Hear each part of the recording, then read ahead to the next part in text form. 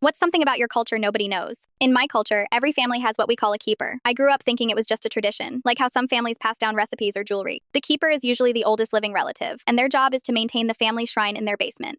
My grandmother was our keeper for as long as I could remember. Every Sunday, our entire extended family would gather at her house for dinner. After we ate, Grandma would disappear downstairs for exactly 30 minutes, while everyone else stayed in the living room making small talk. Nobody was allowed in the basement except the keeper. That was the rule. When I was 8, I asked my mom what Grandma did down there. She said Grandma was honoring our ancestors, making offerings, keeping our family protected. Standard cultural stuff that didn't seem weird at the time. But looking back now, I remember how quiet everyone would get when Grandma went downstairs. How my aunts and uncles would glance at their watches. How my dad's leg would bounce nervously until we heard her footsteps coming back up. When I turned 16, something changed in how the adults treated me at these gatherings. My uncle Marcus started asking me strange questions. If I'd been having any dreams about the house, if I felt drawn to the basement door, if I ever heard anything at night. I thought he was messing with me, so I laughed it off, but his face stayed serious. He said that was good, that it meant I probably wasn't the next one. I asked him what he meant by that, and my mom cut in sharply, telling Marcus to stop scaring me with old stories. That night, I noticed something I'd never paid attention to before. After Grandma came back upstairs, her clothes always smelled like earth and something metallic. Not like blood exactly, but similar, and her hands would be shaking slightly as she poured herself tea.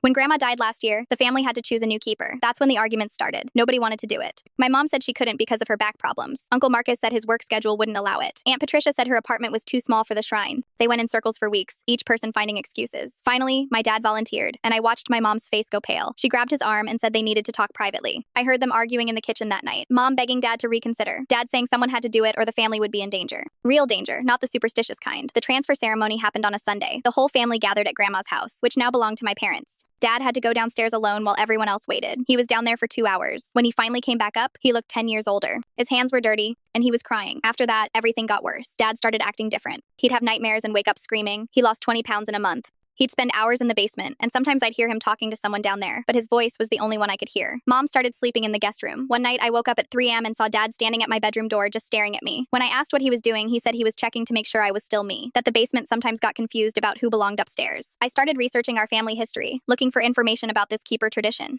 But I couldn't find anything online. No other families from our culture had anything like this. I called my cousin Andrew, who'd moved to Seattle 5 years ago. He said he left specifically to get away from the keeper tradition, that our family had something wrong with it, something that went back generations. He said the reason nobody wanted to be keeper was because of what you had to do to keep the thing in the basement satisfied. Last week, my dad sat me down and said we needed to talk about my future. He said I was getting close to the age where the basement would start noticing me. He said when he dies, the responsibility would pass to either me or my younger sister Emma, and he needed to prepare me for what that actually meant. What the keeper really does down there every week. But what he told me about our family's tradition made me realize everything I knew about my culture was a lie. And that's when I understood why so many relatives had cut contact with the family over the years. The rest of the story is on my channel or linked below.